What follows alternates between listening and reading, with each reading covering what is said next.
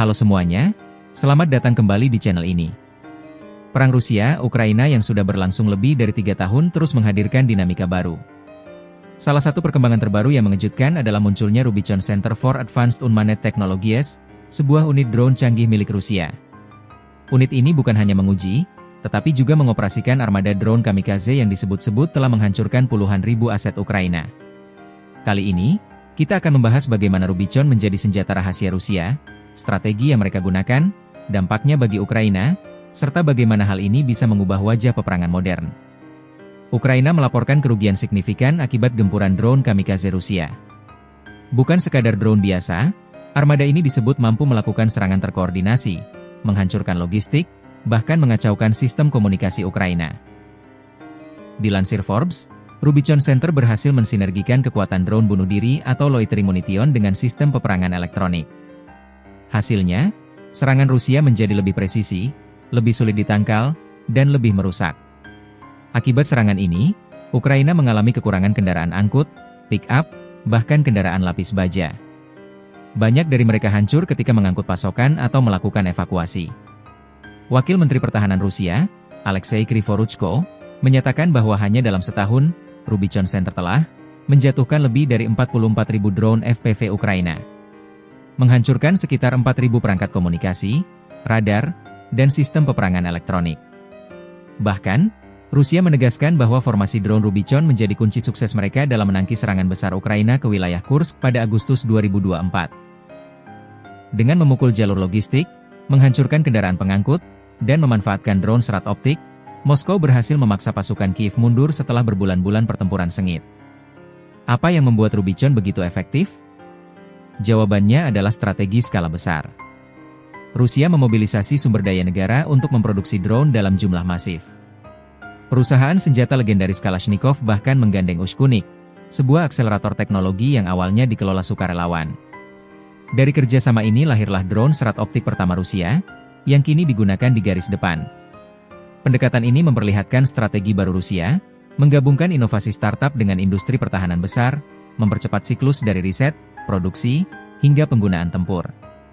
Rubicon Center didirikan pada Agustus 2024 oleh Kementerian Pertahanan Rusia. Pusat ini punya 3 fungsi utama. 1. Pelatihan melatih instruktur dan operator drone. 2. Pengembangan uji coba, menguji sistem robotik baru sebelum digunakan di medan perang. 3. Unit tempur, Rubicon memiliki unit khusus yang langsung diterjunkan ke garis depan. Mereka mengoperasikan drone FPV, First Person View, untuk serangan langsung.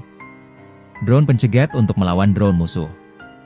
Drone serat optik untuk menyerang jalur pasokan. Selain itu, Rubicon juga melakukan analisis medan tempur, mengumpulkan data dari setiap operasi drone, lalu menggunakannya untuk memperbaiki taktik. Dengan kata lain, Rubicon bukan sekadar pusat pelatihan, tetapi juga laboratorium perang nyata Rusia. Yang membuat Rubicon semakin berbahaya adalah lingkup operasinya tidak terbatas pada drone udara. Mereka juga mengembangkan drone permukaan laut, USV, untuk menyerang kapal musuh. Drone bawah laut, UUV, yang bisa diarahkan sebagai senjata bunuh diri maritim. Beberapa laporan menyebut Rubicon sudah melatih operator drone laut bunuh diri untuk menyerang target maritim. Ini menunjukkan fokus Rusia bukan hanya perang darat, tetapi juga memperluas ke laut. Bagi Ukraina, kehadiran Rubicon adalah mimpi buruk. Logistik menjadi lumpuh. Jalur suplai terputus. Sistem radar dan komunikasi lumpuh. Ribuan drone FPV mereka ditembak jatuh sebelum mencapai target. Tanpa jalur logistik yang stabil, pasukan Ukraina di garis depan kesulitan bertahan. Bahkan, serangan balasan besar yang sempat mereka persiapkan berulang kali gagal karena serangan drone Rubicon. Analis menilai Rubicon adalah bukti nyata bahwa Rusia belajar dengan cepat dari perang ini. Jika sebelumnya perang drone hanya dipandang sebagai tambahan, kini ia menjadi pusat strategi militer. Pola Rusia ini bisa menjadi model peperangan masa depan, produksi massal drone murah, integrasi teknologi AI, serta penggunaan unit khusus yang fokus hanya pada perang tanpa awak. Dengan Rubicon, Rusia menunjukkan bahwa mereka mampu mengubah kekalahan taktis menjadi keunggulan strategis. Ukraina kini harus mencari cara baru untuk menghadapi gelombang drone kamikaze yang semakin canggih. Bagaimana menurut Anda? Apakah ini pertanda bahwa perang masa depan akan sepenuhnya dikuasai oleh drone dan robot? Tulis pendapat Anda di kolom komentar.